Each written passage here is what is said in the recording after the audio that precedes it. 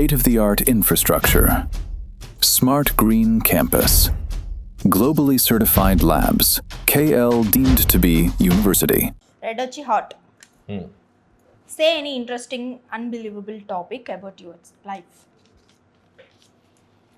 Interesting unbelievable topic about my మీరు కూడా believe చేసి ఉండకూడదు ఆ టాపిక్.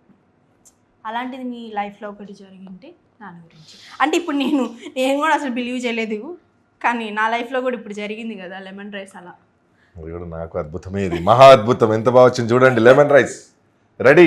నేను అసలు ఇది నేను చేసిన రేడియం కలర్ ఉంటది కదా, ఎల్లో కలర్. ఏంది పులిహోర టమాటమా? టమ్ టమ్ పులిహోర టమ్ టమ్ బాగుంటది. టమ్ టమ్ యా టుడే స్పెషల్ డిష్ అన్నమాట. సో నేను హార్ట్ అంటే ఐ హ్యాడ్ కోఇన్సిడెన్స్ అనమాట. జనరల్గా లిటరలీ సో గుడ్ కోఇన్సిడెన్స్ అండి. మీరు కేజీఎఫ్లో విలన్ ఉన్నారా గరుడ గారు?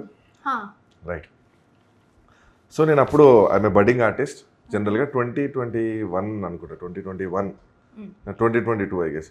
సో ఆయనతోని నేను అల్యూమినియం ఫ్యాక్టరీలో ఆయన ఒక షూట్ చేసేటప్పుడు ఒక సెల్ఫీ దిగానండి. నేను అది షో యూ. సెల్ఫీ దిగి కింద క్యాప్షన్ ఏం పెట్టానంటే, one day I will work with you brother అని పెట్టా. One day I will work with you brother అంటే ఆ కాన్ఫిడెన్స్, ఏదో ఒక రోజు చేస్తాను నేను, ఖచ్చితంగా చేస్తాను అని ఆ కాన్ఫిడెంట్తో పెట్టా. సో కట్ చేస్తే అదంటారు instantly you have to believe. ఖచ్చితంగా ఏదో ఫోర్స్ ఉంటుంది నీకు హెల్ప్ చేస్తుంది ఖచ్చితంగా. గుర్తుపెట్టు, అంటే మన పైన మనకి గట్టి నమ్మకం ఉండాలి. గట్టిగా అనుకో అయిపోతుంది లిటరల్గా. అంటే నువ్వు ఏదనుకున్నా నీ హార్ట్కి నువ్వు ట్రూగా ఉండాలి, ఖచ్చితంగా అవుతుంది. So I believe in that.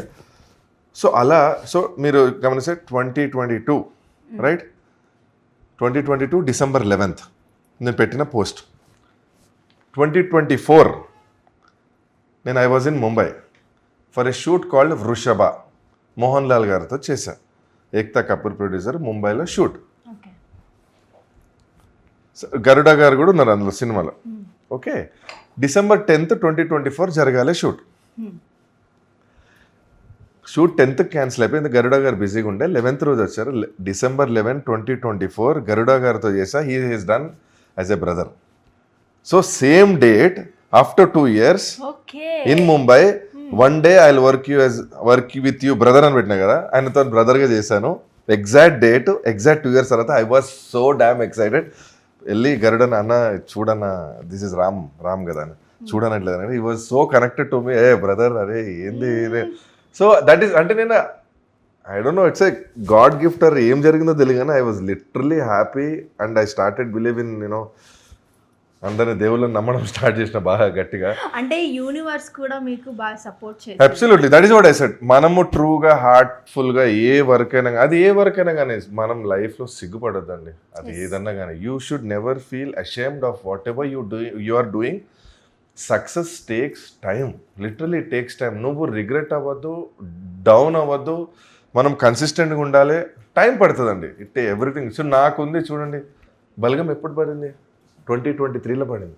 నేను ఎప్పుడు వచ్చినా 2012లో వచ్చా కాళీచరణ్ అన్న మూవీలో.